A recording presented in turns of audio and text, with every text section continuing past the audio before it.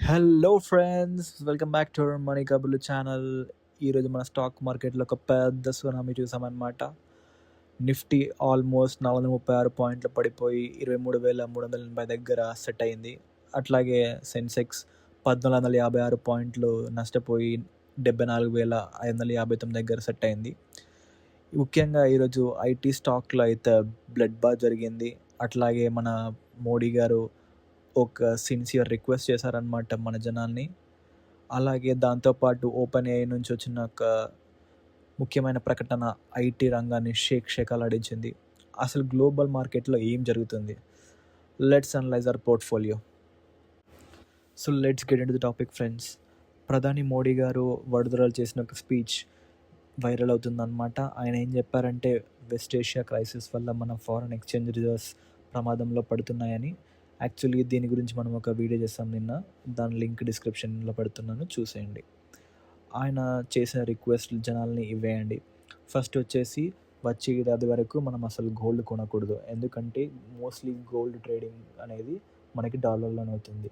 వేరే కంట్రీస్ నుంచి మనం గోల్డ్ని ఇంపోర్ట్ చేసుకుంటాం కాబట్టి ఆ గోల్డ్ని కొనడానికి మన ఫారెన్ ఎక్స్చేంజ్ రిజర్వ్స్ని వాడాలి. సో దీనివల్ల మన ఫారెన్ ఎక్స్చేంజ్ రిజర్వ్స్ పడిపోయి మన రూపీ వాల్యూ డెప్రిషియేట్ అవుతుంది. అందుకే ఆయన ఆ విజ్ఞప్తి చేశారు. Second point, safe fuel. Petrol, diesel కూడా మనం మోస్ట్లీ వేరే కంట్రీస్ నుంచి ఇంపోర్ట్ చేసుకుంటాం అండ్ దాని ట్రేడ్ కూడా మనకి మోస్ట్లీ డాలర్లోనే అవుతుంది. అగైన్ దీనికి కూడా మన డాలర్లో స్పెండ్ చేయాలి కాబట్టి మన ఫారెన్ ఎక్స్చేంజ్ ఆబ్వియస్లీ తగ్గిపోతుంది. దీనివల్ల కూడా మనకి ఎకనామీ ప్రాబ్లం ఉంది. కాబట్టి ఆయన చేస్తున్న రిక్వెస్ట్ ఏంటి అంటే మోస్ట్లీ అవసరం ఉంటే తప్ప మీ వెహికల్స్ని వాడకుండా పబ్లిక్ ట్రాన్స్పోర్ట్ని వాడి ఆర్ఎల్స్ ఇంకా మీరు పర్సనల్గా ట్రావెల్ చేయాలనుకుంటే ఎలక్ట్రిక్ వెహికల్స్ని కూడా యూజ్ చేయమని అని చెప్తున్నారు.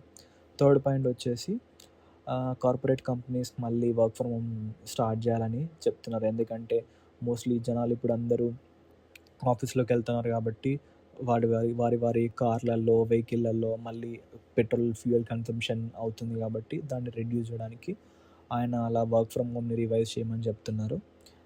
ఫోర్త్ పాయింట్ వచ్చేసి మనం ఎప్పుడైనా ఫారెన్ ట్రిప్స్కి వెళ్ళినప్పుడు కూడా మన కరెన్సీని ఇండియన్ కరెన్సీని ఫారెన్ కరెన్సీలోకి మార్చాలి. సో అలా మార్చడం వల్ల వేరే కంట్రీకి వెళ్ళినప్పుడు మీరు మళ్ళీ ఈ ఇండియన్ కరెన్సీని ఇచ్చి ఫారెన్ కరెన్సీని తీసుకోవాలనుకున్నప్పుడు కూడా మన ఫారెన్ ఎక్స్చేంజ్ తగ్గిపోతాయి.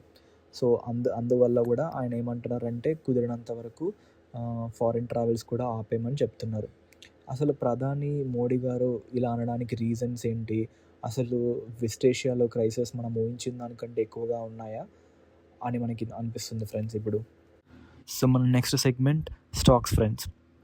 సో ఈ సెగ్మెంట్లో మనం చూస్తే ఐటీ స్టాక్స్ చాలా వరకు నష్టపోయాయి. దానికి one and only reason open AI.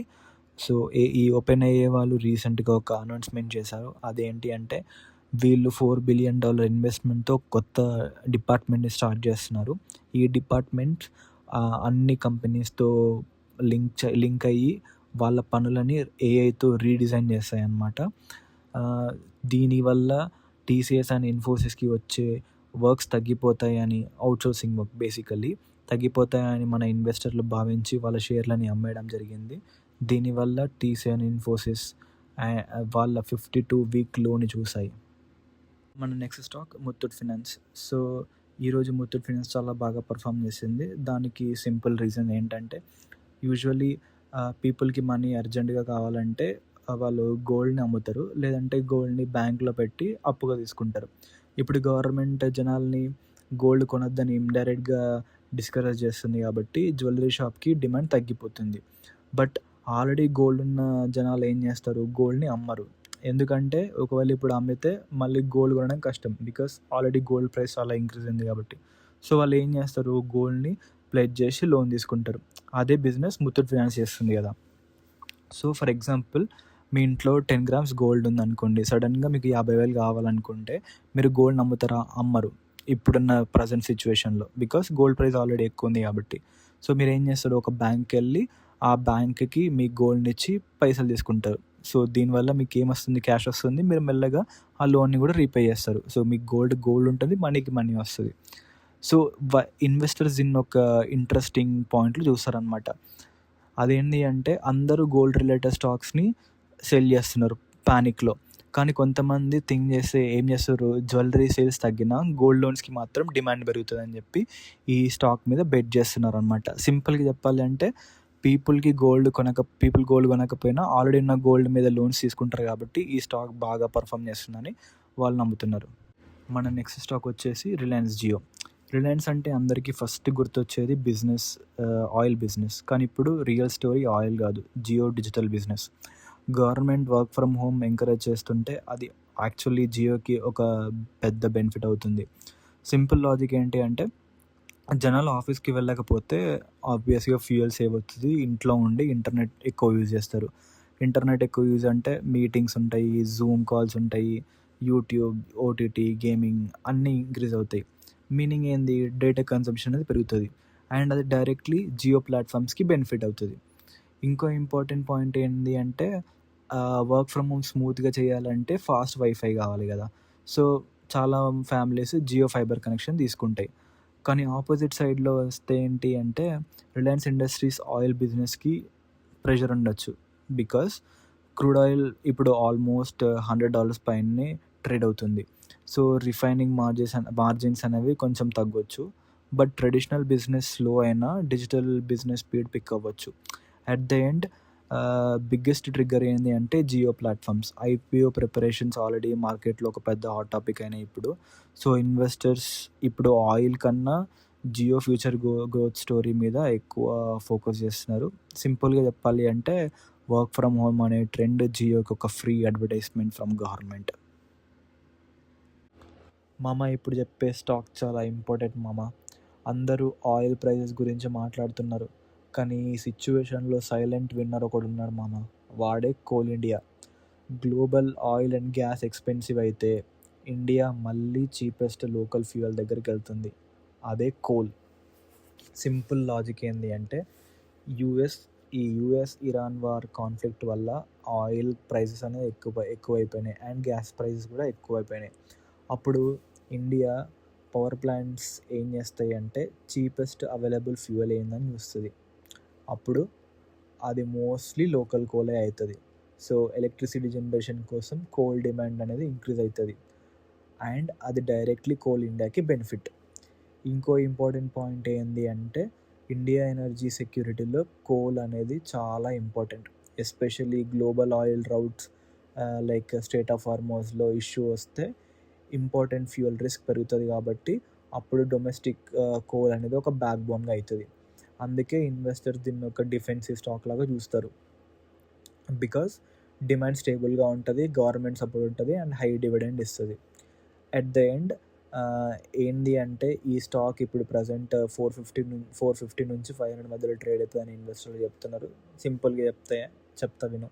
Oil crisis పెరిగిన ప్రతిసారి ఇండియా లోకల్ కోల్ ఇంపార్టెన్స్ అనేది పెరుగుతుంది. సో దానివల్ల కోల్ ఇండియా ప్రైజెస్ కూడా పెరుగుతుంది. సింపుల్. మన నెక్స్ట్ స్టాక్ వచ్చేసి Titan company and Kalyan jewellers.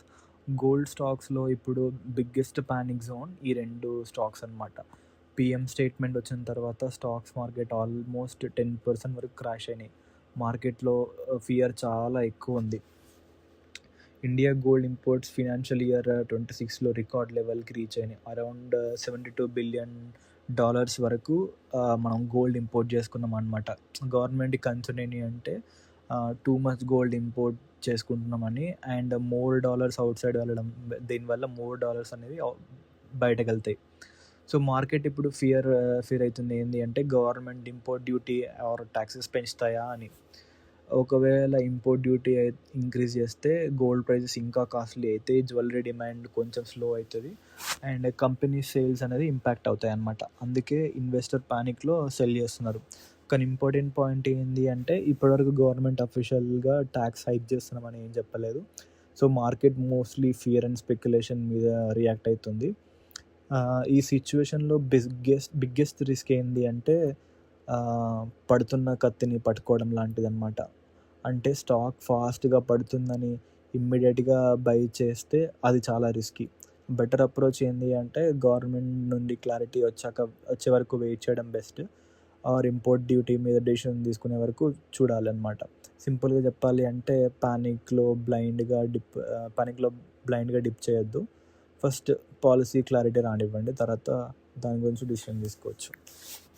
So అది ఫ్రెండ్స్ ఈరోజు స్టాక్ మార్కెట్ విశేషాలు. మళ్ళీ రేపు కలుద్దాం. అంతవరకు stay tuned. Please like, share and subscribe.